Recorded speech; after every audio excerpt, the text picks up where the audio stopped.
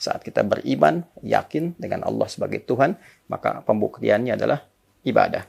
Dan konsep dasar dari ibadah ini bentuknya adalah ritual sebagai wujud pengabdian kita kepada Allah, sekaligus menunjukkan sikap kebertuhanan kita yang telah yakin tanpa ragu kepada Allah Subhanahu wa Ta'ala.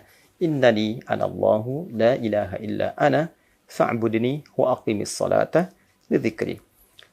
Sungguh aku tegaskan, kata Allah, akulah Allah, tiada yang layak dipertuhankan kecuali aku, kata Allah. Maka ketika Anda sudah meyakini Allah sebagai Tuhan dan mempertuhankannya, buktikan kebertuhanan itu dengan fa'budni, menyembah Allah Subhanahu wa Ta'ala. Maka sembahlah aku, kata Allah.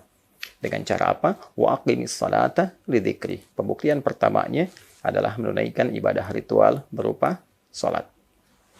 Salat bukan hanya ibadah yang membuktikan keberimanan kita kepada Allah, tapi di dalamnya ada latihan-latihan untuk mengantarkan seluruh bagian tubuh kita ini mengabdi kepada Allah dan siap digunakan dalam beraktivitas dalam kerangka ibadah kepada Allah Subhanahu wa Ta'ala. Lisan yang digunakan berzikir saat sholat, kepala yang ditundukkan, tangan yang berpasrah, sampai kaki yang bersimpuh, selalu digunakan untuk menunjukkan kebertuhanan kita kepada Allah dalam bentuk ibadah ritual.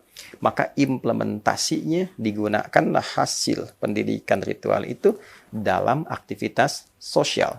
Maka seluruh kegiatan sosial kita, dari bangun tidur sampai tidur lagi, berinteraksi dengan orang lain, bekerja, dan seterusnya, bila itu dilakukan dengan bagian tubuh yang biasa kita latih dalam ibadah ritual dan diimplementasikan dalam konteks ibadah sosial, diniatkan untuk menaati Allah, maka itulah yang dimaksud dengan ibadah.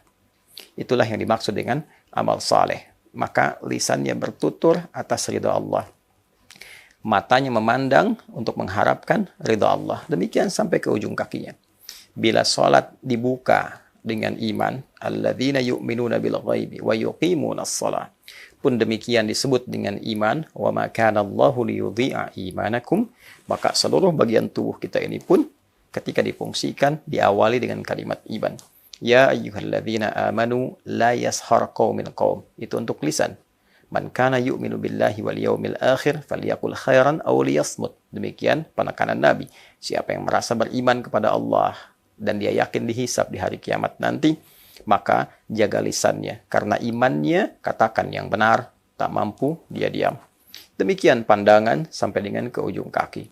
Maka demikian Allah ketika berfirman,